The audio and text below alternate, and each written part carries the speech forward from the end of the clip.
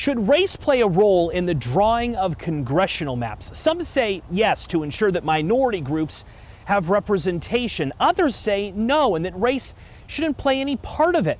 Well, it's a central question before the Supreme Court on Wednesday, and the outcome could potentially overturn parts of the landmark Voting Rights Act. Wednesday's case is officially called Louisiana v. Calais, and it's based on Louisiana's recent redistricting process. In 2022, lawmakers drew a congressional map with one black majority district. That prompted a lawsuit and accusations that Louisiana violated the Voting Rights Act, since around 1/3 of Louisiana's voters are black, and Louisiana has 6 House seats. In 2024, the courts forced Louisiana to redraw the map, creating a second black majority district. But then another lawsuit emerged, this time from self-described non-African American voters who say race should not play so much of a role.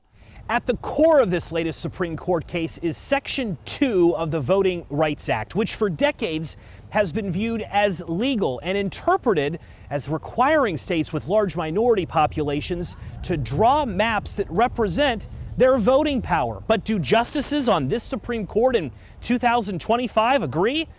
We're about to find out. Louisiana Attorney General Liz Murrill, a Republican, recently said this in a statement, quote, "Our Constitution sees neither black voters nor white voters. It sees only American voters." But others disagree. This brief, submitted by the ACLU, the NAACP Legal Defense Fund, and others, says although we are making progress towards the goal of an America where race is no longer relevant to opportunity, racial discrimination and racially polarized voting are not ancient history.